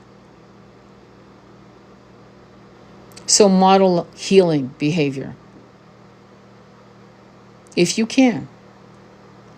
Oh, my mom's a narcissist. My dad's a narcissist. I understand, but even narcissists, if you've ever studied narcissism, even narcissists, when they get old, get very, very vulnerable. Some are hateful, don't get me wrong. But most people will melt under the touch of love. Even a narcissist needs love. And to be honest with you, most people aren't really malignant narcissists. I know that because I've studied it at length from 2014 until probably 2024. And the person I studied it from was Richard Grannon and Sam Vatkin, a triple PhD out of Israel. He's an Israeli. And he tells his story. And he is a malignant, qualified to say to himself, narcissist. And people abuse that term. It's a very serious term. Malignant means you're fucked. You're so fucked, you'll never be healed. And I've talked about it before, but I'm going to repeat it. The only way to heal a narcissist isn't with adult therapy. It's what he coined. He invented cold therapy. He said you have to heal a narcissist through childhood therapy techniques, not adult therapy techniques, because the damage happened when they were children, not when they were adults. Adult therapy doesn't work for narcissists. Childhood therapy does, though. Isn't that interesting? He invented that. A malignant narcissist. Triple PhD. So I kind of know a little bit about it. I'm no expert, obviously, because I'm no PhD, but I do know this. If you're going to study for shit like that, like study. By the way, the book was self-published. On the side note, I should say, it was self-published. Another book, self-published. So why am I sharing all that? Because of some scars of your mother or father harming you remotely. You might say, oh, I don't care about them, I'm fine. I'm like, I don't believe you. You who's listening to me right now, I don't believe you if you're saying that. Some people are absolutely fucking impossible. Okay? I'm not going to lie to you or try to gaslight you. But what you do need to know is your soul needs to do your utmost to try, even though you're the child, you're the adult child, and it's your adult mother or father that should do it. But okay, you're going to be the star seed that tries. You have to try until you realize, I actually did everything I could and I'm done. That's who I did that with my brother. My brother, I did that until I realized I can't. I did that with my nephew, who's his son, who they both haven't been talking. Haven't talked since his son was 11. The man's 30. What is he? 30? 32. Sorry, 32. Not talking. So that's their problem. But I know I did my best to have, from the concept of, well, but blood is thicker than water. Okay, so I went with that one. Out of just fucking, they're in my life for a reason. Let me see what it is. And then I realized I did everything I could. I'm good here. I forgive myself. I release them. I transmute them. My soul contracts with them in 3D are done. I am not to have them in my lives in the future from 5D and above ever come at me unless they are a frequency match. And so it is done. I mean, I'm paraphrasing, but you get the picture. That's what you do. But you fucking try until you realize these people are so fucked up. And you say lovingly, I release myself from anything. I'm good. I did it. Let me move on. I have better things to do. I'm better off giving my energy to the dark holidays I have, to future relationships that I am divinely supposed to meet with divine appointments in another country or whatever. And I am going to rest on that. And I'm going to know, even though a softening in my heart is pinched with disappointment, I release it with generosity to all concerned. All concerned. Them, me. And with my mom, I just kept telling her, forgive yourself, forgive others, let go. Forgive yourself, forgive others, let go, let go, let go. And we had some incredible breakthroughs I've talked to you about in the past, like a year ago. Same thing with my beloved divine consort. Same thing. Did the same thing with him. Except I didn't cut him away. I wanted him in my life. He wanted me in his life. And we were divine consorts to the last breath, but we still did the work of let go, forgive, be a match to 5D. Do not be a match to 3D. Whatever you fucking do, I told him, don't come back here. Do not come back here out of guilt. I got to do it again. Out of any fucking, it's almost like the picture, what is that story of Sodom and Gomorrah? What is it called? I'm trying to remember. But anyway, where... Again, I'm not a fan of the Old Testament, but it's a story that was also retold in Greek's mythologies. But it's the guy who walks out with his wife and daughter or whatever, and they're told by God, I guess, don't turn away, don't turn back, or else they'll turn into salt. And what do? Turn back, and they turned into salt. So my point is, once you do all you can from a toxic situation, right? And you realize they don't want to heal. They don't want to know. They don't want to be accountable. They don't want to co-create with you something brand new. They don't. Then you're good. But at least fucking try. That's my counsel to you. At least try. So that there's no more sanskaras binding you to them. The soul contract is now done. This is the last incarnation. You fucks are coming in to fuck with my fucking peace. Obviously you don't say it like that, but that's how I'm saying it. You say it as gently as possible. It might feel like you're chewing on broken glass. I know that one too. But you let go. And with gratitude. What did I learn? I learned that blood isn't thicker than water. I learned that soul bonds are thicker than anything. Why do I know? Well, because my beloved, in our experiences together, live that truth. Clearly, we're not related. And yet our bond was thicker than the avatar temporary bodies and lineages we lived in. So that's freedom. But you make sure that no stone has been unturned.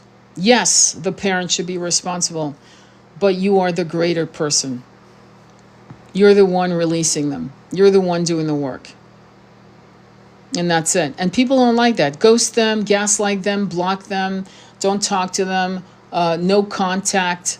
Thank God certain smart... Well, let me assess what I'm about to say here.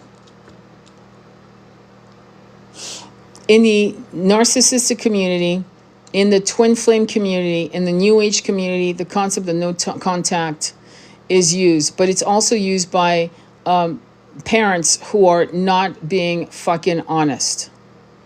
I know this, let me tell you why, because I'll read the comment of the parent going, it's not my job to make, and I'm like, whoa, bitch, what? So I hear some of the comments from parents who have, and their adult kids have gone no contact, and from their response, you can see why that's happening, okay? But I do feel, okay, that, for example, some people that went no contact was something as simple as and it was, my parents are Trumpers and I'm a Kamala supporter. I want you to have the vac and you're not going to have the vac. I want you to wear a mask, but I don't want to wear a mask. If you're going to see if you want to see your grandkids, you need the vac. Shit like that was happening. And people were doing no contact on shit like that, which is insane. So the outside society's norms, right, was telling and forcing people and getting them so frazzled and pissed off over mundane bullshit created by the machine. See, it was creations of the machine that made people go no contact. That's not normal at all, okay? That's, you've been played. I'm very proud to say, and that's probably the only time I'm proud of something, I'm proud to say that we in our group have people who have voted Jill Stein, Kamala, and Trump, and we all get along. All of us get along. We can agree to disagree with civility. But I'm not going to do no contact and block you because you voted for Trump or you voted for... Like, that's not happening. You got to be a bigger asshole than that. Whichever one you believe in. It actually doesn't matter, really. Because political views and consciousness on that level is a point of view that you might never be able to understand in them, just like to them you're speaking a foreign language, right? But the concept of agreeing to disagree with civility must be the rule of the household, of the family unit. And we've normalized by psychologists, evangelistic New Agers who are full of shit, that no contact is de rigueur, as they say in French, is the thing to do. No contact. Gray rock them.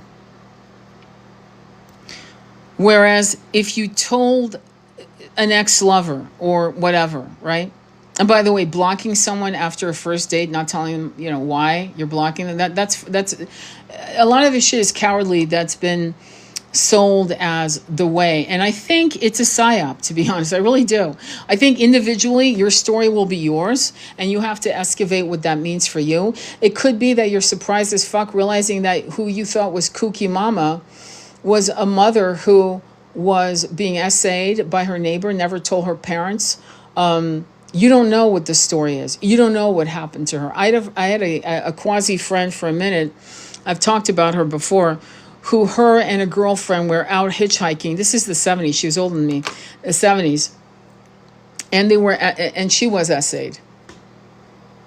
Okay, she said, I will not struggle if you don't touch my friend. So she actually, because her friend was way younger than her. So she actually gave herself to this. I mean, she didn't give herself, but you know what I'm saying? It was like, don't touch her, and then I'll do this. And so she did this. She didn't speak about it for 27 years, something like 27, 30 years, ever, until we did the womb healing circle, and I spoke to you guys about her. And she was a bartender alcoholic, Hello. And she kept that in. Her daughter didn't know that had happened to her. Her own daughter. A grown daughter. Now, her grown daughter might go no contact because my mom's a fuck who's an alcoholic bartender who drives herself, who doesn't know how she gets home, but drives herself there. She could actually go no contact, right? Not knowing that the reason why her mother's like that was besides being molested as a young kid at the age of 20, I believe, or 21, that happened to her, and she kept it inside of her for damn near 30 fucking years. That's what I mean by asking your parents what the fuck happened. What happened? Were you molested? Did something happen? Tell me. What made you like this? You have good qualities, but what made you like this? You know? And hopefully, they might actually be relieved to share that with you. Oh yeah, Lot's wife turned into a pillar of salt looking back. Thank you, my love. You know? So anyway, I think I'm going to go. Any questions or comments? I'm just curious. Do you guys have any questions or comments? Anything at all that you want to talk about? Anything at all that you want to mention, or any questions, anything? So do what you want to do. You know, ultimately, 5D should be more important than anything on this planet. Your ego, your pride, your how things should have been, shoulda, coulda, woulda. Just go ahead and see what happens if you are in a no contact situation. I'd love it if you shared it with me. I'd love to see if it was success, if it was a disappointment, if your parents or your parent refused. Let me tell you when I realized this was a problem, then I'm going to let you go. My mother was in hospice care in Las Vegas. My brother wouldn't call her back.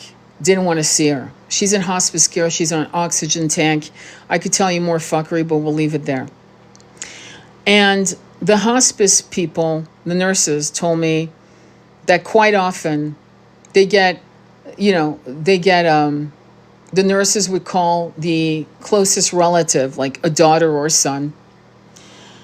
And the daughter or son would answer saying, yeah, don't call me again until they're dead. Then call me. I don't give a fuck. I was in shock.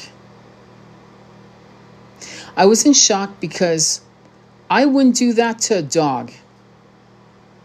And you could say, well, dogs are loyal. And I could say back, no, not all dogs are loyal. Some dogs will fucking turn on your ass. I wouldn't do it to any animal. Out of just respect for my for the womb that pushed me out into the world.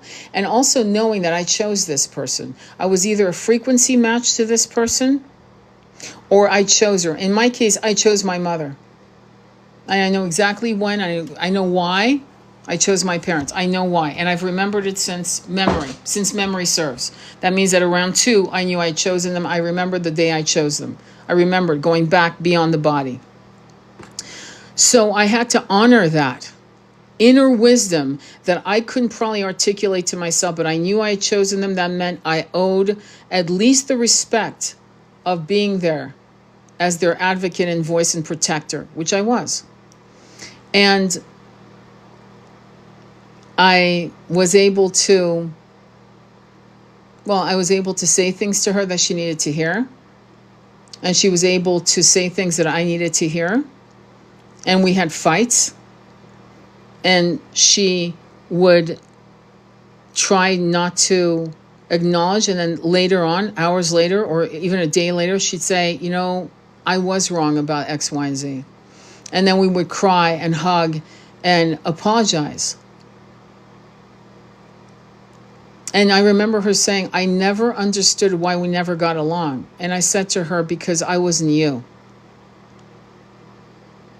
I was not your mini you. I was not your, you have a certain way, you wanted to be a model, you're this, you're that. I was never you. I was an athlete. I was a rebel. And you were the machine. You were part of this system of society, French society.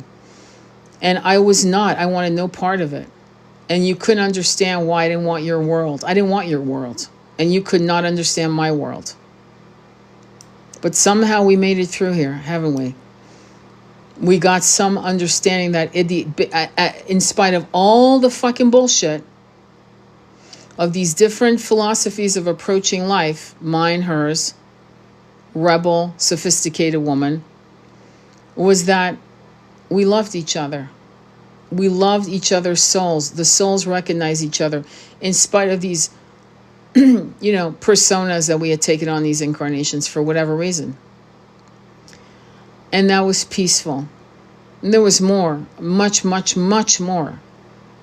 But I'm so glad my brother never picked up the phone and was never there, because apparently I had accepted a soul contract that I would be there when she died, that I would be her death doula, and that for that to happen, my brother could not be part of it. So even though it looked on paper like he was a complete asshole, I wouldn't be surprised if his soul knew the soul contract we had agreed on before we all incarnated, that she would die and I would be there and he would be out. There could have been other portals of realities, but that was one. Who knows, right? Who really knows? But I don't regret it. I really don't. I urge you to do the same. These people, when they get older, I'll tell you that in their 70s they're still feisty, but the time they get into the 80s, it's a whole different fucking bag. They're vulnerable. They're ready. Late 70s, early 80s, they're ready to tell you the truth. They want to just let it go. It's too much. They've been carrying the baggages of regret and self-shame and self-loathing for so long. They want to lay it on the side of the road. And if you can help them get those off their shoulders by just asking the right questions and letting them, with compassion, letting them go, you might find that the soul contract for these kinds of loops are finally done.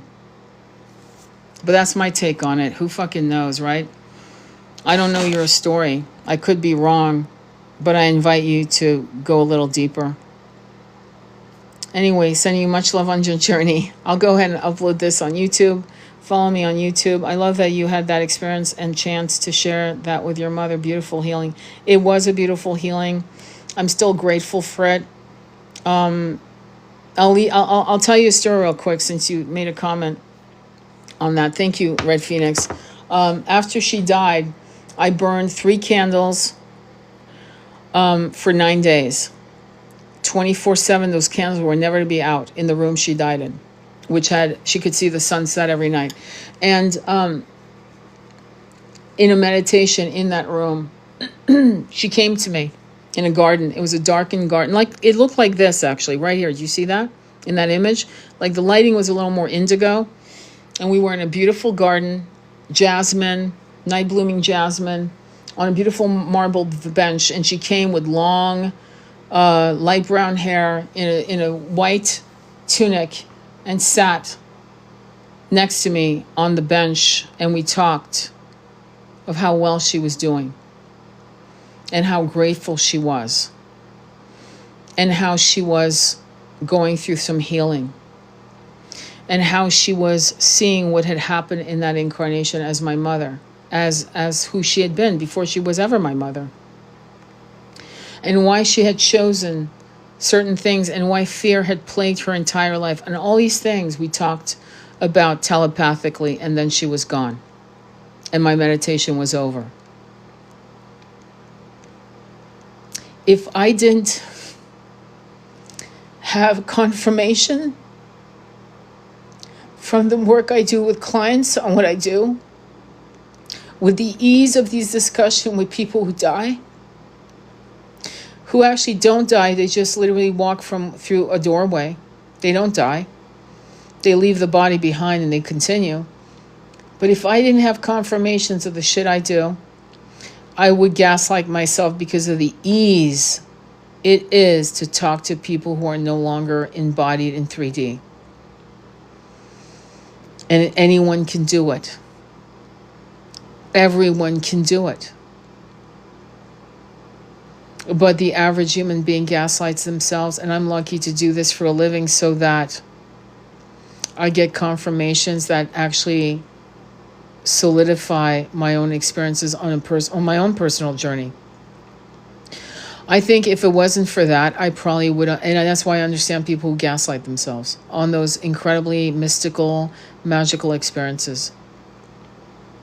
You'll feel your light hearten, like lighten. You'll feel warm in your heart. You'll feel incredible, as if your heart is so large, so filled with gratitude. That's how you know it's not a corrupted download. Anyway, sending you much love on your journey. Namaste. Be well.